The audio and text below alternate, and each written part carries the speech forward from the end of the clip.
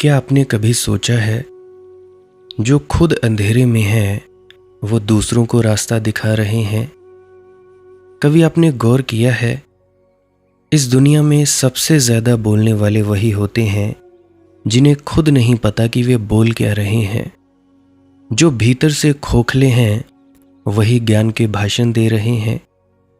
क्या यही है इस दुनिया का सबसे बड़ा मजाक कि अनजाने अब गुरु बन बैठे हैं, जिनको कुछ भी पता नहीं, जिन्होंने ना कभी साधना की, ना कभी मौन में उतरे, ना कभी फुर्सत के लम्हों में कुछ ना करने के लिए बैठे, वो आज गुरु बन बैठे हैं। जो खुद खोए हुए हैं वही सबसे ज़्यादा रास्ता दिखा रहे हैं। जो अपने सवालों के जवाब नहीं ढूंढ पाए वही दूसरों को समझा रहे हैं जीवन का मर्म।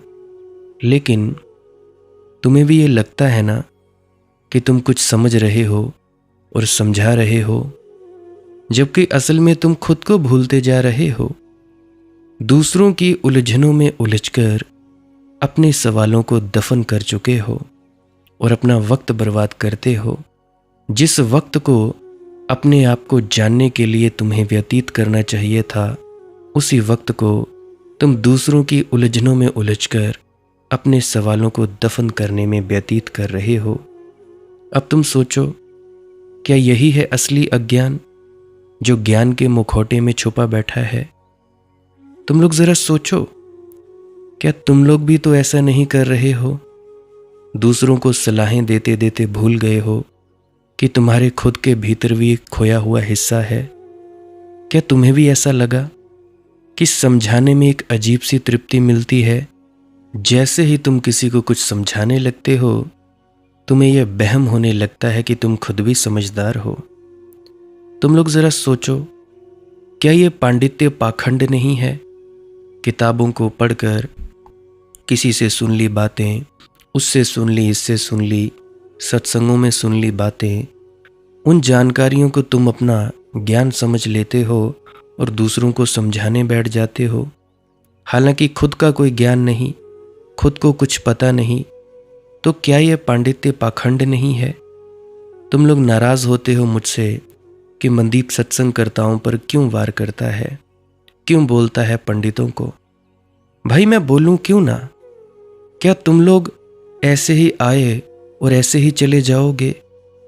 माना तुम लोग सत्संग करता हो या कुछ भी कर रहे हो, कहने को तो तुम दुनिया का भला कर रहे हो। तो मेरा एक सवाल है, क्या आप लोगों ने खुद का भला कर लिया? अगर खुद का भला हो गया हो तब तो दूसरों का भला करना अच्छा है, अच्छी बात है दूसरों का भला करना।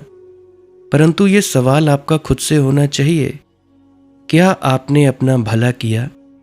क्या आपने वो अनुभव किया जो आप किसी संत महात्मा की वाणी को आप व्याख्यान कर रहे हो? क्या ये किताबों का लिखा पढ़ा तो नहीं? जरा सोचा करो, ये जो तुम स्टेज पर बैठकर बोल रहे हो, क्या ये तुम्हारा अपना है या किसी संत पीर फकीर पैगंबर का अपना अनुभव है? क्योंकि कबीर महाराज जी बोला करते थे, तुम कहते कागद की लेखी और हम कहते आंखन देखी। कबीर महाराज जी कहा करते थे कि तुम लोग किताबों का लिखा पढ़ा कहते हो। अभी हाल ही में मुझे एक पंथ की याद आती है। कहते तो हैं खुद को कबीर पंथी कि कबीर महाराज का हम उपदेश फैला रहे हैं और कहते हैं कि जी इसका प्रमाण शास्त्रों में है। परंतु मुझे ये बात समझ नहीं आती कि कबीर महाराज तो कहते तुम कहते कागद की लिखी, और हालांकि ये खुद अगर कबीर महाराज जी के लेवल तक पहुंच गए हैं, कबीर महाराज जी जैसा इनको अनुभव हो गया है, तो ये क्यों किताबों का हवाला देते हैं? फिर तो इनको भी कहना चाहिए, तुम कहते कागद की लिखी, हम कहते आंखन देखी। कबीर महाराज जी तो इतने पढ़े लिखे थे नहीं, फिर भी इतनी इतनी वाणियों का रचयिता बन गए। उनकी वाणियाँ पढ़ी जा रही हैं, यूनिवर्सिटीज़ में उनके शोध किए जा रहे हैं। तो तुम लोग ज़रा सोचो, किसी के हाथों हिप्नोटाइज्ड हो जाना, किसी के पीछे अंधे होकर चल पड़ना, क्या ये ठीक है? आप लोग खुद से सोचो, क्या ये ठीक है? हालांकि कबीर महाराज जी कहते हैं कि भैया तुम कहते कागद की लेखी, और जिस पंथ के ये रहनुमा बता रहे हैं कि हम इसके रहनुमा हैं, कि हम कबीर महाराज का ज्ञान फैला रहे हैं, तो कबीर महाराज जी ने तो किसी किताब का हवाला नहीं दिया भाई। उन्होंने तो कोई पोथी खोलकर आपको पढ़ाया नहीं कि भाई ये रामायण कहती है, ये भगवद गीता कहती है, ये फलाना संत कहता है। उन्होंने तो वो कहा जो उन्होंने अपना अनुभव किया, जो जाना वो कहा। तो क्या हम में कोई त्रुटि तो नहीं? तो तुम लोग सोचो, क्या यह पांडित्य पाखंड नहीं है? और अगर मैं कहूँ यही पांडित्य, यही इन जानकारियों को इकट्ठा करके सब कुछ जानने का वहम, क्या ये आत्मा का सबसे बड़ा जहर नहीं है? मैं कहता हूँ कैंसर का इलाज तो मिल जाएगा, लेकिन इस झूठे ज्ञान की बीमारी का कोई उपचार नहीं है। क्यों? जानना चाहोगे उस अनसुने रहस्य को जो तुम्हारी चेतना को झकझोर देगा? तो रुको, क्योंकि अब वो बात सामने आने वाली है जो तुम्हारे अंदर के झूठे ज्ञानी को नंगा कर देगी और तुम्हें खुद से मिलवा देगी। शुरुआत यहीं से होती है। कहाँ से? जहां तुम दूसरों को समझाने की जगह खुद जानने की हिम्मत करते हो। अब अगर खुद का पेट भरा हुआ हो तभी तो तुम दूसरों की सहायता करने में काबिल हो पाओगे। खुद अगर तुम लोगों ने कोई रस, कोई नशा, कोई चखा हो, कोई खुमारी आती हो, तभी तो तुम दूसरों को बताने के काबिल हो पाते हो। तो जहां तुम दूसरों को समझाते हो वहां खुद को जानने की हिम्मत करो। मुझे एक कहानी याद आती है। एक व्यक्ति जिसका नाम रामेश्वर था, एक साधक था, हर समय किताबों में डूबा रहता, दूसरों को ज्ञान देता, प्रवचन करता। लोग उसे विद्वान मानते थे, पर भीतर वह टूटा हुआ था। एक दिन एक संत ने उससे पूछा, रामेश्वर, क्या तू जानता है तू कौन है? तब रामेश्वर चुप हो गया। ज्ञान की सारी परतें उसी क्षण उतर गईं, क्योंकि जो भीतर से खाली है वह दूसरों को भरने का अभिनय कर सकता है, लेकिन खुद को भर नहीं सकता। समझाने में एक जाल है। जैसे ही तुम किसी को समझाने बैठते हो, सोचो किसी को भी समझाने बैठो, ये हो व्यक्ति, वो हो, कैसा भी व्यक्ति हो, तो जैसे ही तुम किसी को समझाने बैठते हो तुम्हारे भीतर का अज्ञानी कोना चुप हो जाता है, क्योंकि अब ध्यान बाहर है, बहिर्मुखी हो गए। दूसरों की उलझनों पर ध्यान है, उनके प्रश्नों पर ध्यान है, और धीरे धीरे तुम भूल जाते हो कि तुम्हारे भीतर भी सवाल हैं। यही तो इस दुनिया का सबसे बड़ा मजा है, झूठे पांडित्य का नशा। दूसरे को अज्ञानी कह देने से हम ज्ञानी हो जाते हैं, अहंकार तृप्त हो जाता है। मैं जानता हूं, मुझे सब पता है, ये भ्रम बहुत मीठा है, पर यह आत्मा को भीतर से खा जाता है। पांडित्य कैंसर से भी खतरनाक है। कैंसर शरीर को खा सकता है, लेकिन पांडित्य आत्मा को सड़ा देता है। कैंसर का इलाज हो सकता है, पांडित्य का नहीं। ज्ञान जब अनुभव से न हो, जब वह केवल शब्दों का जाल हो, तो वह जहर बन जाता है, क्योंकि वह तुम्हें झूठे विश्वास में डाल देता है कि अब कुछ जानना शेष नहीं, और यहीं से आध्यात्मिक विकास रुक जाता है। आप लोगों के तकरीबन ज़्यादातर लोगों के आध्यात्मिक विकास इसी कारण रुके हुए हैं। हम दूसरों को कुछ समझाना चाहते हैं, हम दूसरों को कुछ सिखाना चाहते हैं, सोचते हैं इसका भला हो जाए, परंतु बात इतनी है, अगर दूसरा व्यक्ति जहर खाना चाहे, मरना चाहे, दुख भोगना चाहे, तो क्या हम उसे रोक सकते हैं? एक दो दफ़ा रोक देंगे, पर कभी ना कभी आंख बचाकर वो जहर खाएगा, दुख भोगेगा और मरेगा। इसीलिए मैं कहता हूं, तुम लोगों को दूसरों की क्या पड़ी है? तुम दूसरों की मदद कर सकते हो, दूसरों की सहायता करो, दूसरों की सेवा करो, निष्काम भाव से सेवा करो, परंतु जब समझाने की बात है तो समझाने की बात में अपना वक्त बर्बाद मत करो। ये जो तुम समझाने में अपना वक्त बर्बाद करते हो, ये सबसे बड़ा कैंसर है। अब एक सवाल तुमसे है, क्या तुम लोगों ने कभी खुद से पूछा कि ये जो मैं बोल रहा हूँ या मैं बोल रही हूँ, क्या मैं जानता हूँ? क्या तुमने खुद से ये स्वीकार किया कि मुझे कुछ भी नहीं पता? क्योंकि जहाँ से ये सच्चा नहीं पता आता है, वहीं से खोज शुरू होती है। संत वही होता है जो जानता है कि वह कुछ नहीं जानता। उसका पांडित्य अनुभव से जन्मा होता है, शब्दों से नहीं। तुम्हारी चुप्पी, तुम्हारी जिज्ञासा, यही तुम्हारी सबसे बड़ी शक्ति है। तो सवाल ये नहीं है कि तुम कितनों को समझा सकते हो, सवाल ये है कि क्या तुम खुद को जान गए हो, क्या तुम खुद को जान पाए हो? जब तक तुम भीतर के अंधकार को नहीं पहचानोगे, तब तक जो भी तुम बाहर रोशनी बांटते हो वह केवल वहम है, वह केवल भ्रम है।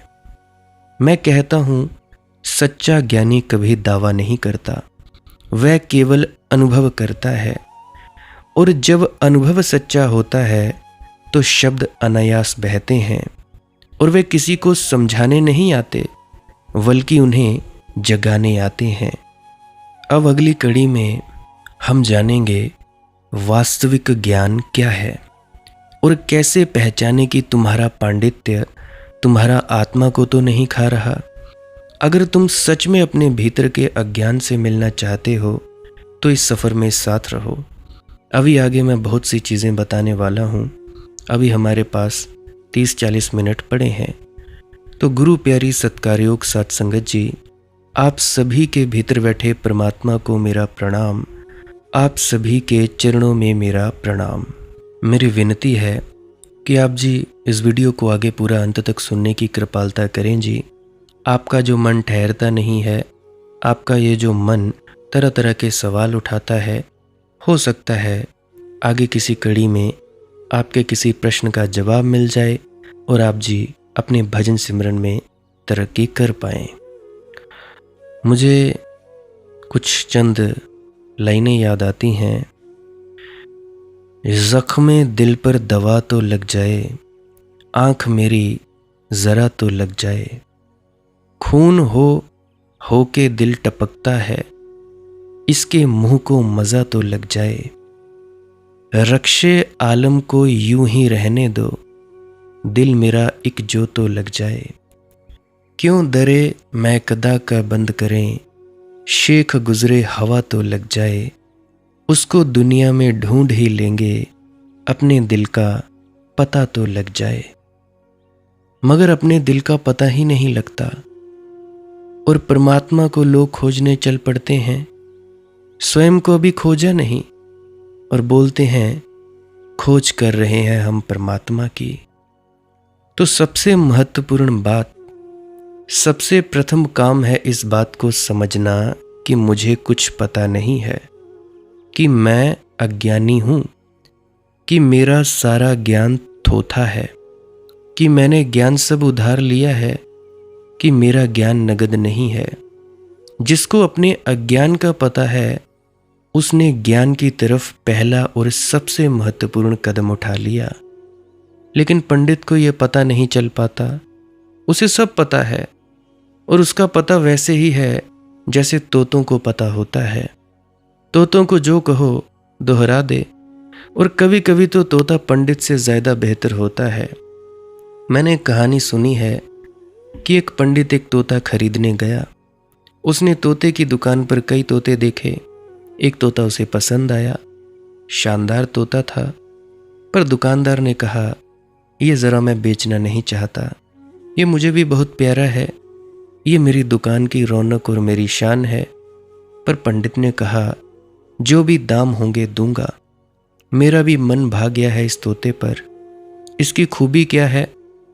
उसने कहा कि इसकी खूबी यह है कि अगर इसके बाएं पैर में देखते हो एक रस्सी बंधी है, पतला सा धागा। इसको जरा खींच दो तो ये तत्क्षण गायत्री मंत्र बोलता है, ओम भूर्भुवस्वः तत्सवितुर्वरेण्यम भर्गो देवस्य धीमहि धियो यो नः प्रचोदयात्। पंडित तो बहुत खुश हुआ कि यह तो बड़ी खूबी की बात है। और उसके दाएं पैर में जो बंधा है, उसने कहा कि अगर दाएं पैर का खींच दो यह धागा तो तत्क्षण नमोकार मंत्र बोलता है। यह तोता जैनियों और हिंदुओं को दोनों को बड़ा प्यारा है। पंडित ने पूछा, और अगर दोनों धागे एक साथ खींच दो? तो तभी तोता बोला, अरे बिद्धू, मैं नीचे गिर पड़ूंगा और क्या होगा। कभी कभी तोते तुम्हारे पंडितों से ज्यादा समझदार होते हैं। पैर अगर खींचोगे तो गिर ही पड़ेगा।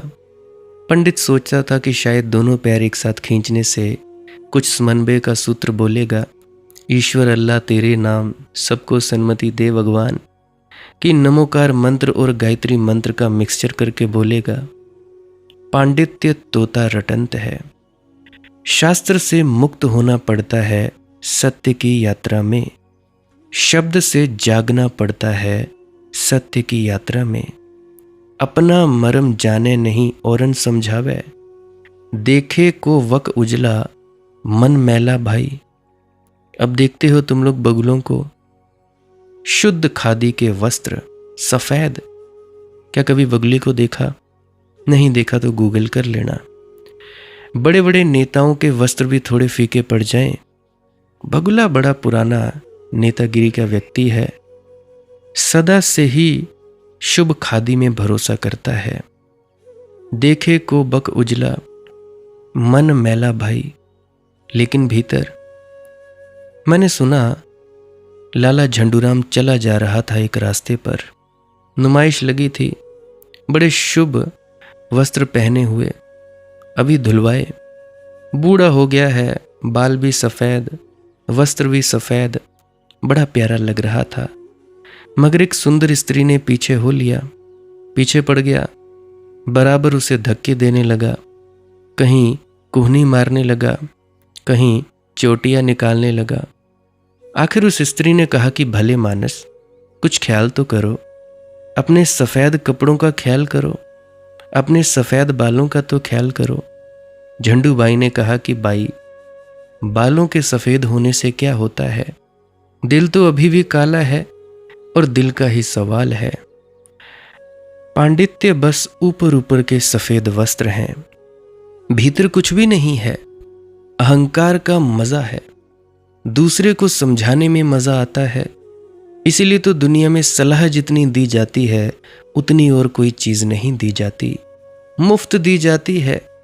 सलाह देने वालों का कोई अंत ही नहीं है। और मजा यह है कि सलाह इतनी दी जाती है मगर लेता कोई नहीं। कहते हैं दुनिया में सबसे ज्यादा दी जाने वाली चीज सलाह है और सबसे कम ली जाने वाली चीज भी सलाह है। देने वाले को देने का मजा है, उसको भी फिक्र नहीं है कि तुम लो। सच तो ये है, उसने अपनी सलाह के अनुसार खुद भी चलकर कभी देखा नहीं है। एक मनोवैज्ञानिक के पास एक स्त्री गई, उसका बेटा उसे परेशान कर रहा था, बहुत उद्यमी था, उपद्रवी था, मारपीट भी करनी पड़ती थी, मेरे जैसा होगा। उसने मनोवैज्ञानिक से कहा कि मैं क्या करूं। मनोवैज्ञानिक ने कहा कि यह बिल्कुल ठीक नहीं है। मनोवैज्ञानिक के अनुसार बच्चे को मारना बिल्कुल गलत है, अपराध है। फ्राइड कह गए हैं, जुंग भी कह गए हैं, सब बड़े बड़े मनोवैज्ञानिक कह गए हैं कि बच्चों को मारना उसको जीवन भर के लिए ग्रंथियों से ग्रस्त कर देना है। उसी स्त्री ने कहा, अच्छा आपके बच्चे हैं या नहीं? मनोवैज्ञानिक थोड़ा ढीला पड़ा, उसने कहा कि बच्चे हैं। तो उस स्त्री ने पूछा, ईमान से मुझसे कहो, सच सच कहो, मनोविज्ञान एक तरफ रखो, कभी उसको मारते हो या नहीं? अब उसने कहा, अब तुमसे क्या झूठ बोलें, अगर ऐसी ही बात पूछती हो तो आत्मरक्षा करने के लिए मारना ही पड़ता है। आत्मरक्षा के लिए?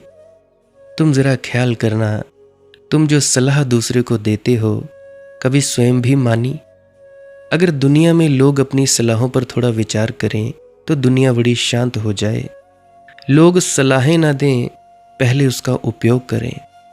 आंख मूंद मौनी भया मछली धारी खाई। देखते हो बगुले को, खड़ा रहता है बिल्कुल मौन साधे, बिल्कुल ध्यान करता। बुद्ध भी थोड़े बहुत हिलते होंगे, मगर बगुले नहीं हिलते। और एक टांग पर खड़ा होता है, सबसे पुराना योगी है। एक पैर पर खड़े होना, फिर बिल्कुल बिना डुले, एक टक, शांत, मौन, जरा भी नहीं हिलता। क्योंकि हिले तो पानी हिल जाए तो मछली भाग जाती है। तुम जरा अपने इस तथाकथित साधु महात्माओं के पास गौर से जाकर देखना, कहीं तुम्हारी मछली को फंसाने के लिए आंख बंद करके तो नहीं बैठे हैं। तुमसे कुछ लेने को तो नहीं है, तुमसे कुछ पाने की आकांक्षा तो नहीं है। और तुम हैरान होगे कि तुम जिनके पास गए हो वे वैसे ही भिखारी हैं जैसे तुम भिखारी हो। उनकी नज़र जो तुम्हें शांत दिखाई पड़ती है सिर्फ धोखा है, और उनका आसन जो तुम्हें अडिग दिखाई पड़ता है केवल धोखा है, पाखंड है। और ऐसा नहीं है कि सभी बगुले हैं, कभी कभी कोई हंस भी है, मगर बड़ी सावधानी चाहिए। बड़ी सावधानी से चलोगे तो ही सद्गुरु को पा सकोगे।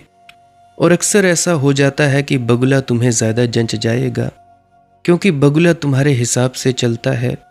वह देखकर चलता है तुम्हारी क्या क्या आकांक्षाएं हैं, वह पूरी करता है। तुम अगर कहते हो कि जनेऊ धारण होना चाहिए तो वह जनेऊ धारण करता है। तुम कहते हो माथे पर ऐसा ऐसा तिलक होना चाहिए तो वैसा तिलक लगाता है। वह तुम्हारी आकांक्षाएं पूरी करने को बैठा है। वह जानता है तुम्हारी क्या अपेक्षा है, वह पूरी करता है। सद्गुरु तुम्हारी कोई अपेक्षा पूरी नहीं करेगा, इसलिए सद्गुरु को अक्सर तुम पसंद न कर पाओगे। इसको ख्याल में रखना। बगुला तुम्हें अक्सर पसंद आ जाएगा क्योंकि तुमसे मेल खाएगा। वह तुम्हारे लिए ही बैठा हुआ है, तुम्हारे साथ मेल खाने की उसने तैयारी ही कर रखी है। तुम अगर उपवास पसंद करते हो, वह उपवास का ढोंग करेगा। तुम अगर राम नाम मानते हो तो वह राम नाम की चदरिया ओढ़े बैठा हुआ है। तुम जो मानते हो उसने उसका आयोजन किया हुआ है। वह तुम्ही को फांसने बैठा है। तुम्हें राजी ना करेगा तो कैसे? लेकिन सद्गुरु तुम्हें राजी करने नहीं, सद्गुरु तुम्हें नाराज करेगा। अब तुम में से बहुत से लोग मेरे से नाराज हैं, क्या ही कर सकते हैं। किसी को मेरी कोई बात नहीं पसंद, किसी को मेरी ये नहीं पसंद, किसी को मेरा बो बोलना नहीं पसंद। भैया हम तो आए हैं तुम्हें झकझोरने। सद्गुरु तुम पर सदा चोट करेगा। तुम तिलमिला उठोगे, तुम नाराज हो जाओगे, तुम शायद कसम खा लोगे कि दोबारा इस जगह पर नहीं आना।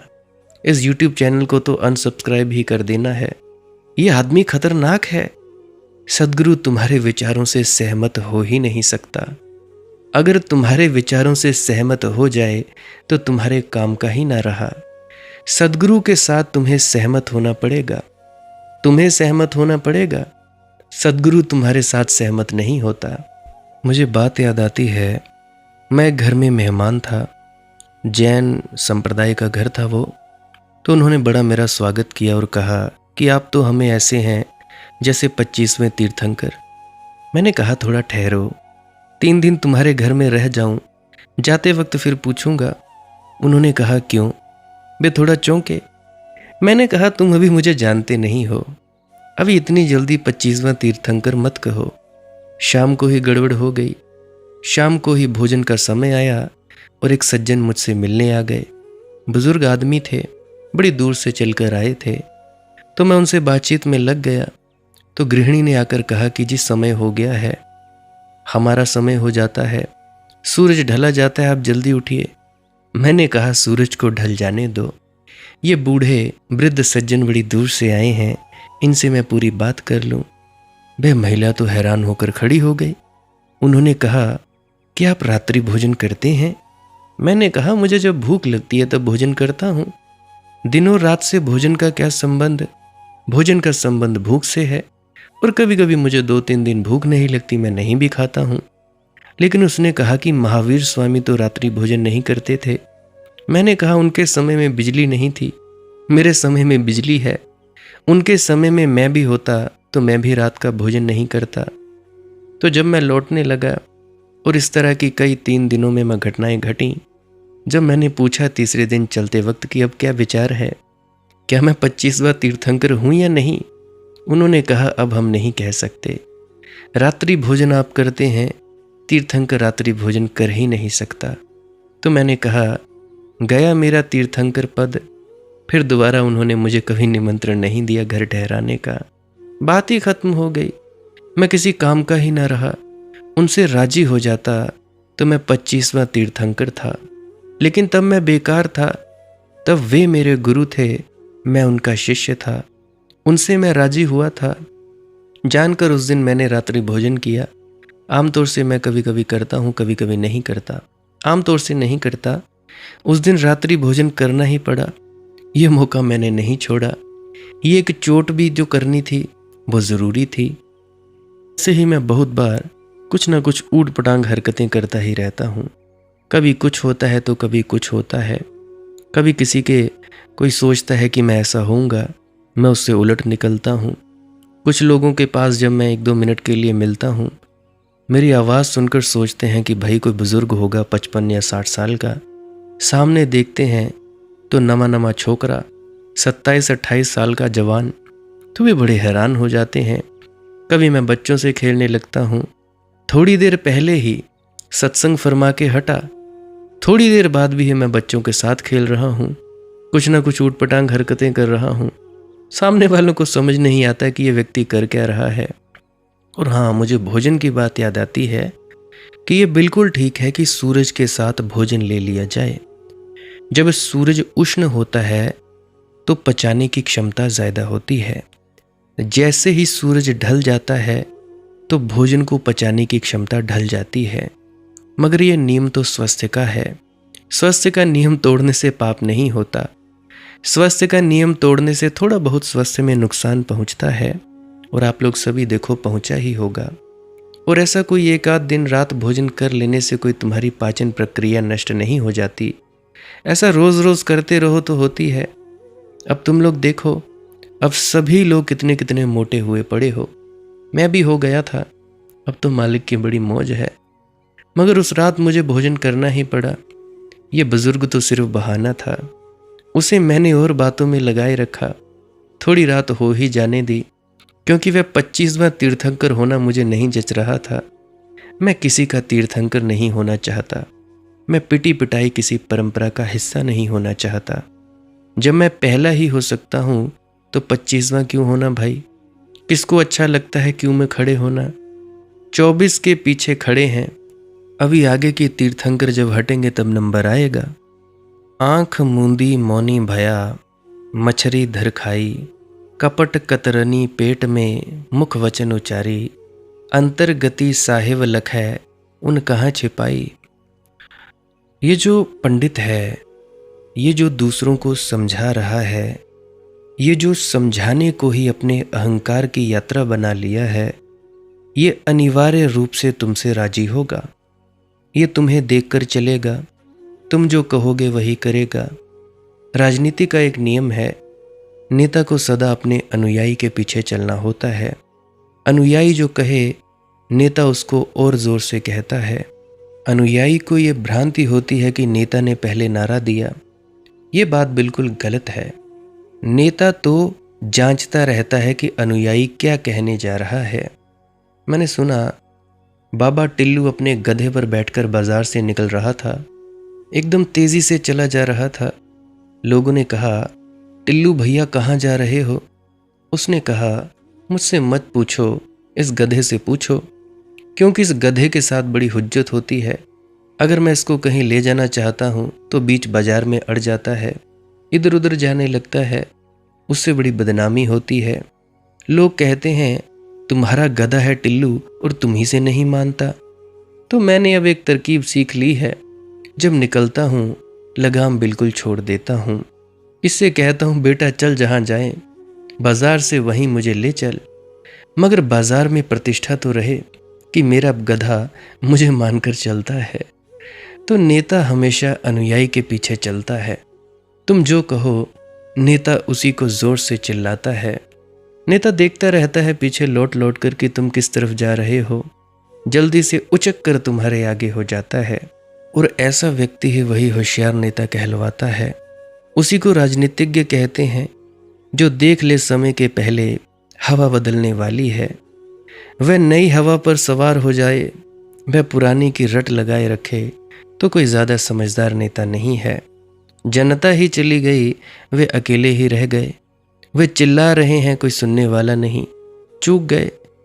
नेता को समय की परख होनी चाहिए, मगर नेता नेता नहीं होता, धोखा है नेता का। तो सद्गुरु कोई नेता नहीं है, राजनीतिज्ञ नहीं है। सद्गुरु तुम क्या मानते हो उसको कहकर नहीं तुम्हें राजी कर लेता। सद्गुरु को जैसा दिखाई पड़ता है वैसा कहता है, फिर चाहे उसके लिए जो भी कुछ सहना पड़े सहता है। फिर तुम्हें चोट लगे तो लगे, तुम नाराज हो तो हो, सूली चढ़ाओ तो चढ़ाओ, तुम जहर पिलाओ तो पिलाओ, मगर सद्गुरु के साथ ही होगे तो रूपांतरण है। जो तुम्हारे साथ हो गए हैं, जो साधु सन्यासी महात्मा तुम्हारे पीछे चल रहे हैं, उनसे तुम्हारे जीवन में क्या क्रांति हो सकती है? सोचो। कपट कतरनी पेट में मुख वचन उचारी, कुछ कहता है और भीतर कुछ और है। और फिर जेलों के चक्कर काटते हैं, कहते हैं खुद को जगत गुरु। जेलों में क्या कर रहे हो भाई, क्या कर रहे हो? अंतर्गति साहब लख है, लेकिन परमात्मा तो अंतर्गति जानता है। तुम्हारे कहे को नहीं सुनेगा, तुम्हारे भीतर की गति को पहचानता है। उन कहाँ छिपाई, उससे छिपाने से क्या होगा? आदि अंत की वार्ता सतगुरु से पाओ। और जैसा परम परमात्मा तुम्हारी अंतर्गति जानता है, वैसे ही सदगुरु तुम्हारी अंतर्गति जानता है। अंतर्गति साहब लख है, साहब दोनों के लिए प्रयोग होता है। गुरु तुम्हारे भीतर की गति देख रहा है, तुम क्या कर रहे हो, क्या सोच रहे हो, कहाँ जा रहे हो, क्या मांग रहे हो और क्या वस्तुतः तुम्हारे लिए हितकर है, उससे तुम छिपा ना सकोगे। आदि अंत की वार्ता सदगुरु से पाओ। तुम अपने सिद्धांत छोड़ो, तुम अपने शास्त्र छोड़ो, तुम उससे पूछो कि क्या है प्रारंभ, क्या है अंत। तुम उससे सुनो, तुम अपने विचार लेकर उससे मेल बिठाने मत बैठ जाओ, क्योंकि उसमें सब गड़बड़ हो जाएगा। अगर तुम्हारे विचार ही सही होते तब तो तुम पहुंच ही ना गए होते, तब तो तुम पहुंच ही गए होते। तुम्हारे विचार सही नहीं है, इसीलिए तो तुम पहुंचे नहीं हो। अब इन्हीं विचारों को लिए अगर तुमने सदगुरु को सुना तो सुना ही नहीं। कहे कबीर धर्मदास से मूर्ख समझाओ। कबीरदास जी कहते हैं धर्मदास से, जाओ मूर्खों को समझाओ कि तुम किन की मान रहे हो। जो तुम्हारी मान रहा है उनकी तुम मान रहे हो। ये खूब पारस्परिक षड्यंत्र चल रहा है। तुम किसकी सुन रहे हो? जिनका धर्म उधीर है, उधार है, जिन्होंने कहीं से पढ़ा है, गुना है, सुना है, जिन्होंने जाना नहीं है, उनके पीछे चल रहे हो। अंधा अंधा ठेलिया दोनों कूप पड़ंत, मेरे मन वस गए साहिब कबीर। धर्मदास जी कहते हैं, मेरे मन कबीर बस गए। उस गैरते नाहिद की हर तान पर दीपक, शोला सा चमक जाए है आवाज तो देखो। सुनी आवाज, सुनी वाणी, सुना बाबा कबीर का शब्द और भीतर कोई शोला सा चमक गया, दीपक जल गए। सदगुरु अर्थात दीपक राग, उसे सुनकर अगर तुम्हारे भीतर का दिया ना जल जाए तो समझना कि तुम पहचाने नहीं। मेरे मन बस गए साहिब कबीर। हिंदू के तुम गुरु कहाओ, मुसलमान के पीर। दो दीन के झगड़ा मांडे, पायो नहीं शरीर। और दोनों धर्म लड़ रहे हैं, झगड़ रहे हैं, और दोनों के झगड़े के कारण परमात्मा देह नहीं ले पाता, परमात्मा उतर नहीं पाता है।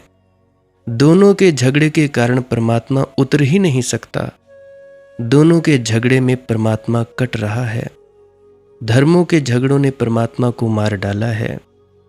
मैंने सुना है एक गुरु एक दोपहर, गर्मी की दोपहर सोया। उसके दो शिष्य थे, दोनों सेवा करना चाहते थे, क्योंकि सुना सा सेवा से मेवा मिलता है। तो गुरु ने कहा ठीक है भाई, सेवा करो। गुरु तो सो गया। दोनों ने गुरु को आधा आधा बांट लिया कि बायां पैर में सेवा मैं करूंगा, दायां पैर तू सेवा करना। और गुरु को कुछ पता नहीं, नींद में गुरु ने करवट ले ली। बाएं पैर पर दायां पैर पड़ गया। जिसका बायां पैर था उसने दूसरे से कहा, हटा ले अपने पैर को, देख हटा ले, मेरे पैर पर तेरा पैर पड़ जाए, ये बर्दाश्त के बाहर है। उसने कहा, देख लिए भाई हटाने वाले, देख लिए तेरे जैसे हटाने वाले, हो हिम्मत तो हटा दे, अगर मेरा पैर भी छुआ आज गर्दनें कट जाएंगी। दोनों ने डंडे उठा लिए। उनकी आवाज शोरगुल से परेशान होकर गुरु की नींद खुल गई। उसने आंख बंद पड़े पड़े सारा मामला समझा कि मामला क्या है। वह तो डंडे उठाकर पिटाई करनी है, गुरु की पिटाई, क्योंकि उसका पैर मेरे पैर पर चढ़ गया है। गुरु ने कहा कि हद हो गई, ये दोनों पैर मेरे हैं, तुमसे कहा किसने, तुमने बांटे कैसे, तुम हो कौन इसकी मालकियत करने वाले। ये सारा अस्तित्व उसका है, लेकिन बांट बैठे हो। हिंदू जाकर मस्जिद में आग लगा देते हैं, मुसलमान जाकर मंदिर की मूर्ति तोड़ देते हैं। किसकी मूर्ति, किसका मंदिर, किसकी मस्जिद। अब जो खुद को राधा स्वामी कहलाते हैं दूसरों को गालियां निकालते हैं। कोई कबीर पंथी है, वो राधा स्वामियों को गाली निकाल रहा है। कोई किसको पाखंडी बता रहा है तो कोई किसको बता रहा है। कोई निरंकारियों को गालियां निकाल रहा है, कोई आर्य समाजियों को गालियां निकाल रहा है, कोई जैनों को गालियां निकाल रहा है, कोई बुद्धों को गालियां निकाल रहा है। देखो कैसी कैसी मूर्खताएं हैं हमारी। धर्म के नाम पर, संप्रदाय के नाम पर लड़ रहे हैं उस चीज पर जो हमारा है नहीं। अभी बताया ना गुरु की कहानी से, तुम्हारा है कुछ नहीं और लड़ रहे हो, पता नहीं किसके लिए लड़ रहे हो, मुझे तो समझ नहीं आती। दो दीन ने झगड़ा मांडे, पायो नहीं शरीर। इनके झगड़े के कारण परमात्मा का अवतरण नहीं हो पाता है। ये पृथ्वी परमात्मा पूर्ण नहीं हो पाती है। सील संतोष दया के सागर, प्रेम प्रतीत मति धीर। कहते हैं धर्मदास जी कि कबीर जी में मुझे सब मिल गया। सील संतोष दया के सागर, प्रेम प्रतीति मति धीर। यहाँ मैंने प्रेम को साकार पा लिया है। यहाँ ना हिंदू है ना मुसलमान है, यहाँ भेद नहीं, यहाँ संप्रदाय नहीं, यहाँ विभाजन नहीं है, अस्तित्व का अविभाज्य है। वेद कतेब मते के आगर। और कबीर को भाषा आती नहीं। कहा है मसी कागद छुयो नहीं, कभी स्याही और कागज छुआ नहीं, फिर कैसे सब चीजों के सागर हो गए। वेद कतेब मते के आगर, सारे वेद और सारे कुरान उनसे बोल रहे हैं। ये कैसे घटा, 2.5 आंख प्रेम के पढ़े सो पंडित होए। कबीर ने 2.5 आंख अक्षर पढ़ लिए हैं। उन 2.5 अक्षरों में जितना है उतना 4 वेदों में नहीं, उतना कुरान बाइबल में नहीं। असल में कुरान, बाइबल, वेद, धम्मपद, गीता या और भी राधा स्वामी की पुस्तकें, निरंकारियों की, कबीर पंथियों की, इनमें जो बह रहा है वह उनसे ही बहा है जिन्होंने 2.5 अक्षर जाने। प्रेम को जान लिया तो परमात्मा को जान लिया। सील संतोष जया के सागर, प्रेम प्रतीत मति धीर। वेद कतेब मते के आगर, दो दीनन के पीर। बड़े बड़े संतन हितकारी, अजरा अमर शरीर। संत कबीर के पास जो बैठे, जिन्होंने संत कबीर जी का अजर अमर शास्त्र देखा, जिन्होंने बाबा कबीर की इस देह के भीतर छिपे हुए अदेही को पहचाना, जिन्होंने संत कबीर के आकार में निराकार को पकड़ा, वे बड़े बड़े संत हो गए। संत कबीर के पास बैठ बैठकर बड़े बड़े संत हो गए। धर्मदास की बिनय गुसाई, हे साहिब।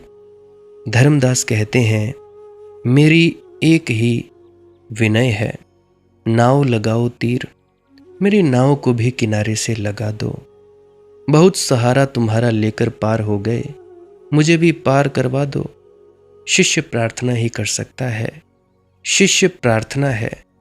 और जिस दिन प्रार्थना पूरी हो जाती है उस दिन घटना घट जाती है। प्रार्थना जब तक कम है, अधूरी है, आधी आधी है, कुनकुनी है तब तक परिणाम नहीं होता।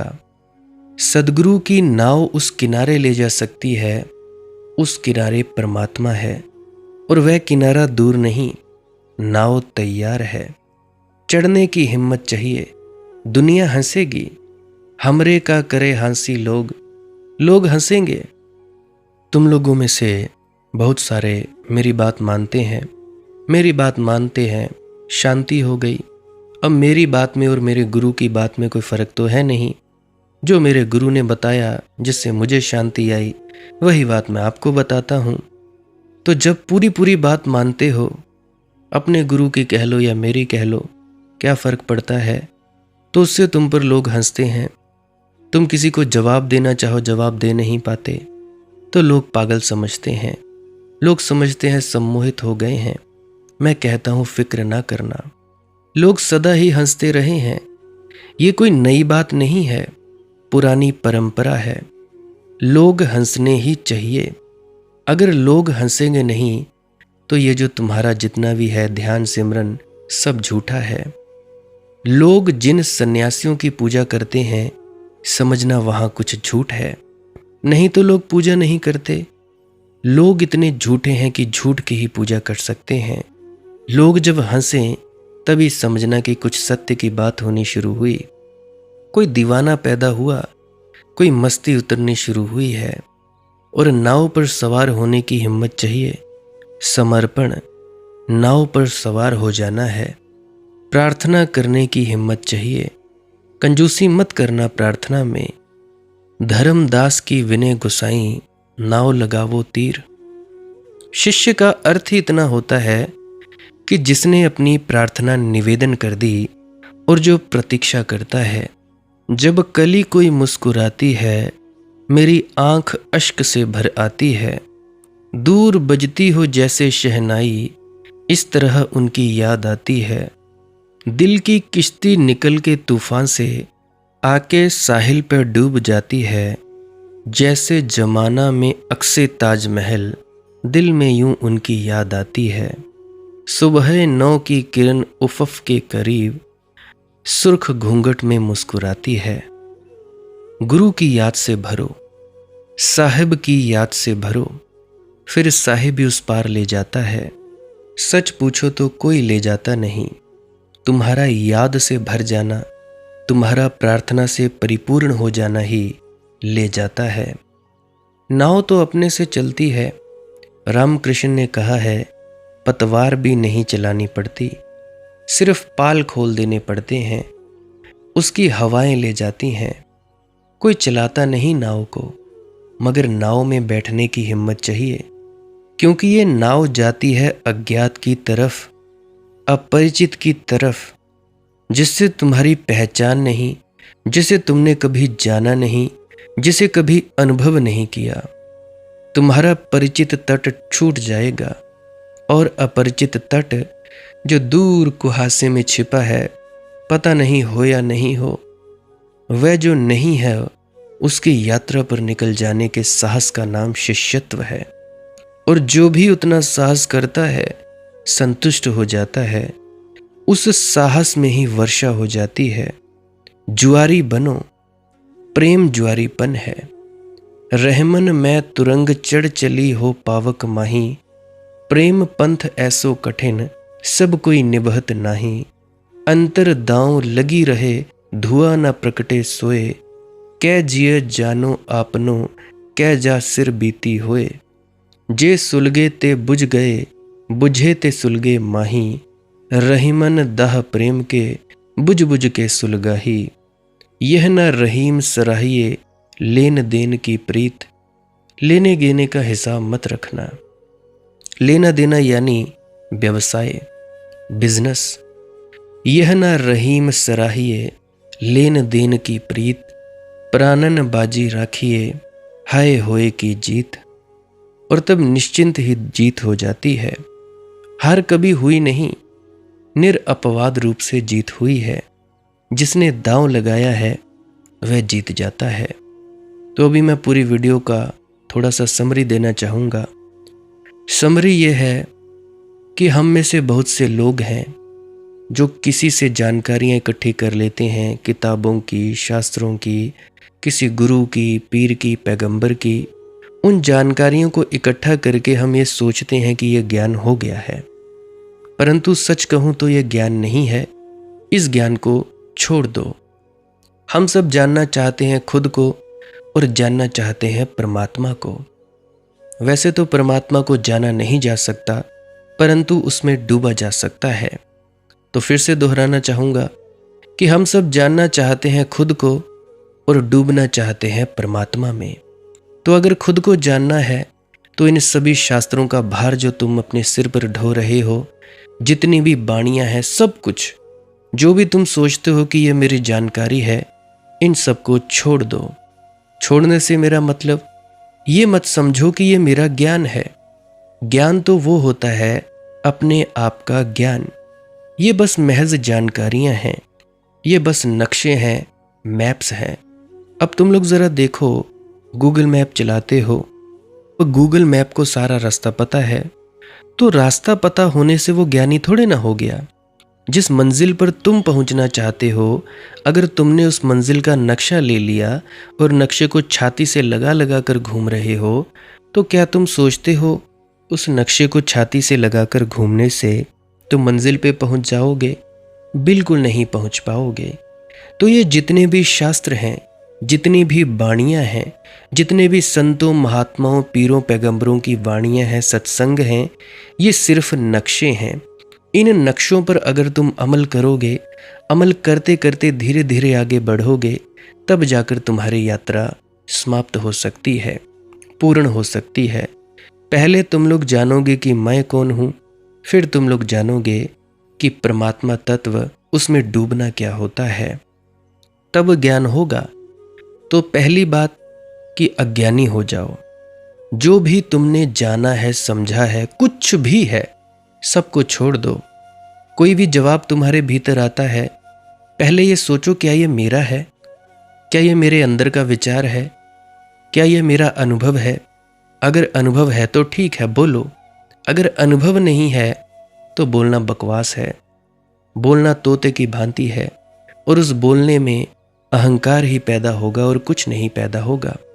और अहंकार पैदा हो गया, फिर तो तुम जन्मों जन्मों भी लगे रहो, फिर भी अपने आप को जान नहीं पाओगे।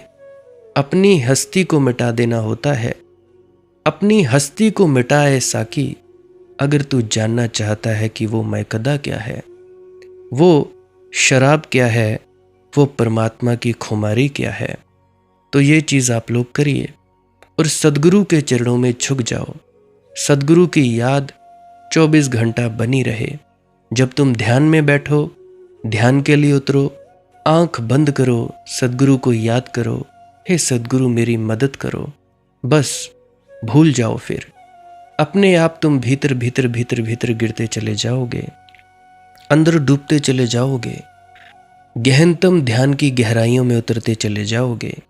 और एक दिन ज़रूर आएगा, तुम लोग खुद को जान लोगे, और उसके बाद की यात्रा परमात्मा की है। बाकी फिर वो जाने, उसका काम जाने। इतनी मेहनत करनी होती है कि भाई खुद को जान लिया जाए। उसके लिए बहुत सी चीज़ें हैं जो गुरु हिदायतें देते हैं। ईमानदार रहो और फालतू की निंदा चुगली मत करो, और भी कई सारी चीज़ें हैं जो हिदायतें देते हैं संत सद्गुरु। पर सबसे ज़्यादा महत्वपूर्ण हिदायत जो है वो ये है कि रोज़ कुछ ना करने के लिए बैठना, रोज़ डूबना। तो मेरे ख्याल से आप लोग समझ पाए होंगे कि आप लोगों अभी तक ज्ञान के मार्ग से क्यों दूर हो।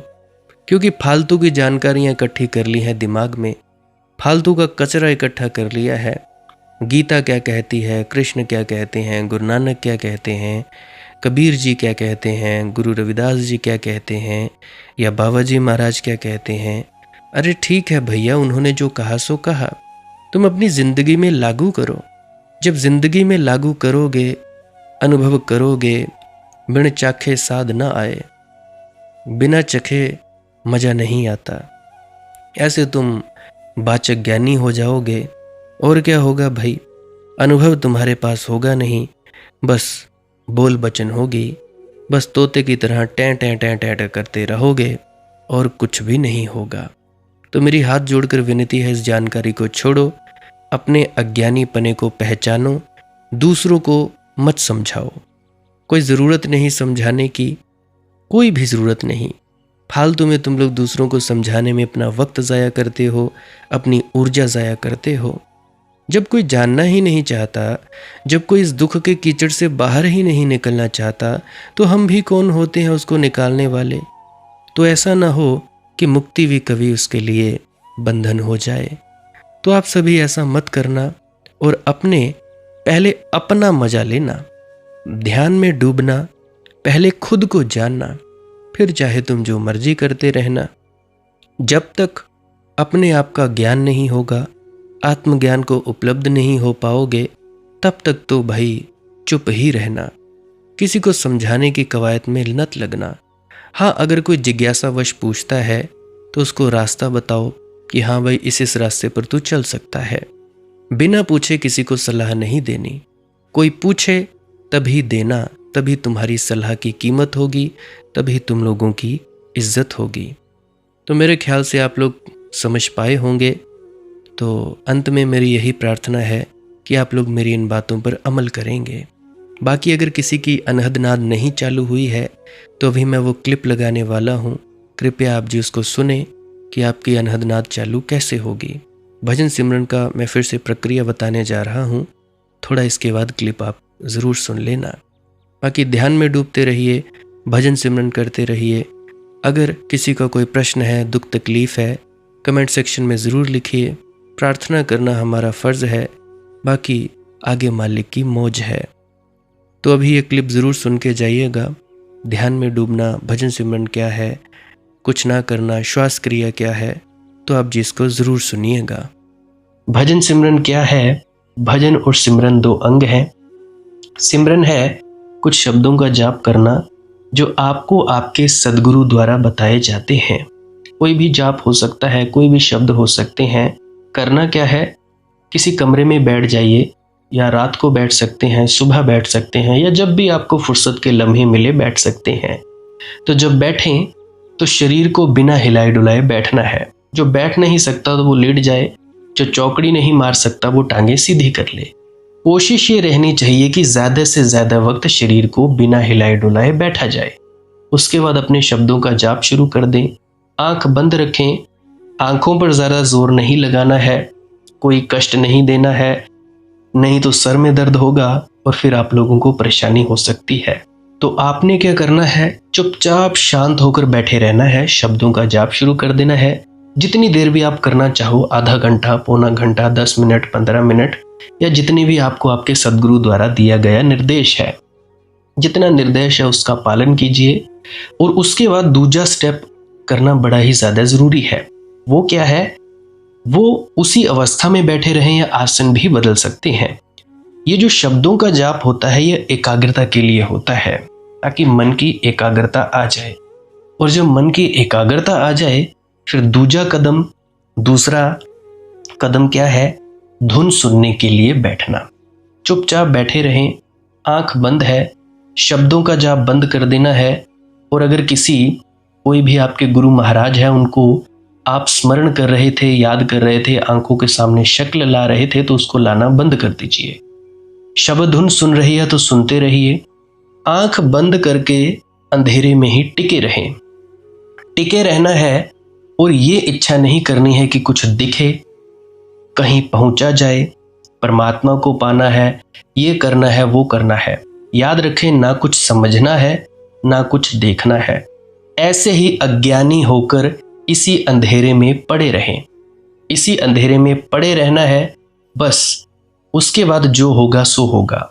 और अगर कोई अनुभव हो भी गया तो इससे ये नहीं कि अगली बार फिर से कामना करनी है कि ये वैसे ही हो। कामना ही सबसे बड़ी अड़चन है, इच्छा ही सबसे बड़ी अड़चन है, किसी चीज़ की तृष्णा करना ही सबसे बड़ी अड़चन है, मांग ही वासना है। अगर परमात्मा चाहिए तो कुछ नहीं मांगना है, चुपचाप बस बैठो, अपने आराम में बैठो, अपने विश्राम में बैठो।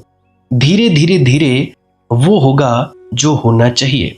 अगर मैं ज़्यादा बोलूँगा तो आप लोग फिर से उसकी कल्पना कर लोगे कि जी ऐसा होता है, खंड ब्रह्मांड ऐसे होते हैं, चांद तारे दिखेंगे, फलाना ढिकाना, तो मैं ऐसा नहीं कहूँगा। मैं बस इतना कहूँगा, जो कुछ दिखता है, कुछ भी दिख जाए, वो मन है, वो माया है। जो नहीं दिखता वही आत्मा है, वही आत्मा में होना है। अब जैसा कि तुम लोग इसी अंधेरे में टिके रहोगे, टिके रहोगे, टिके रहोगे, तो कुछ दिनों के बाद या महीनों के बाद एक प्रकाश आएगा।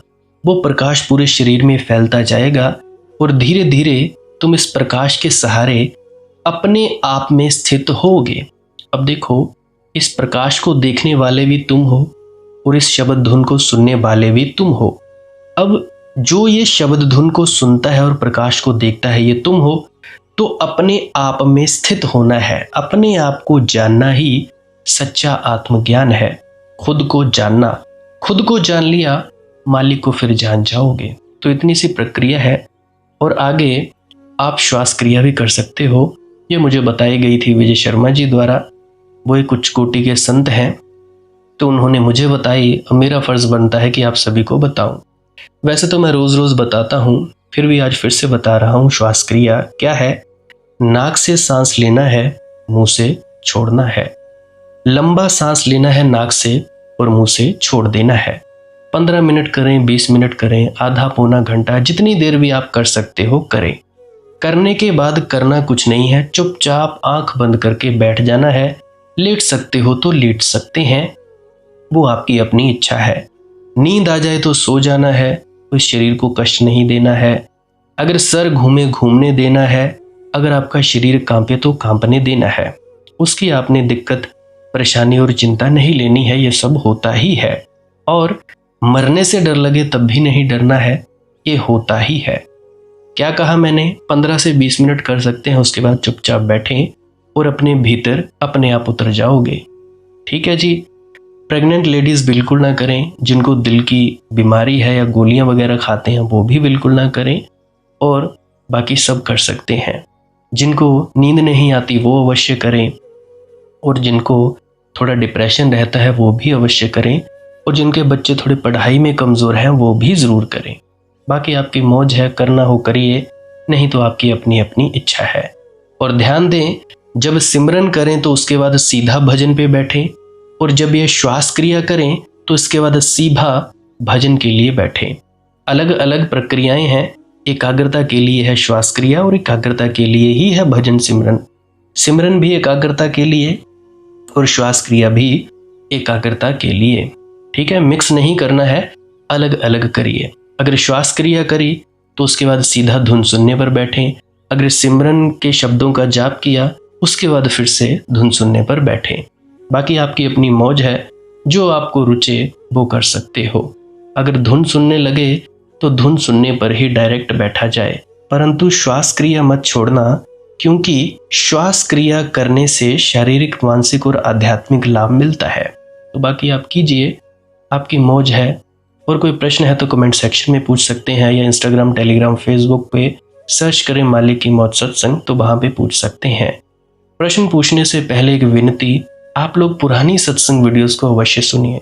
क्या पता आपके प्रश्नों के जवाब मिल जाएं और आप अपने भीतर ध्यान में उतर जाएं। बाकी आपकी अपनी मौज है। लाइक कर सकते हैं इस वीडियो को अगर आपको कुछ सीखने को मिला है, और कमेंट सेक्शन में राधा स्वामी ज़रूर लिखें। सब्सक्राइब कर सकते हैं इस चैनल को अगर रोज़ रोज़ नए नए सत्संग सुनना चाहते हैं। और बाकी आप सत्संग लगा के छोड़ दीजिए, और बस छोड़ दीजिए। सुनते सुनते आप ध्यान में प्रवेश करेंगे या तो आप जी सो जाएंगे, तो आपकी मौज है। बाकी आप लोग अगर शेयर करना चाहो अपने मित्रों तक तो कर सकते हैं, नहीं तो मालिक की मौज है, कोई चक्कर नहीं है। आप मुझे इतने अंत तक सुनते हो, इतने अंत तक सुनने के लिए आपका बहुत बहुत शुक्रिया, बहुत बहुत धन्यवाद। और मुबारक हो आप लोगों ने जो आनंद प्राप्त किया। अब मैं अपने गुरु महाराज को प्रणाम करता हूँ। आप सभी के भीतर बैठे परमात्मा को भी प्रणाम करता हूँ। मेरा प्रणाम स्वीकार करें। राधा स्वामी जी।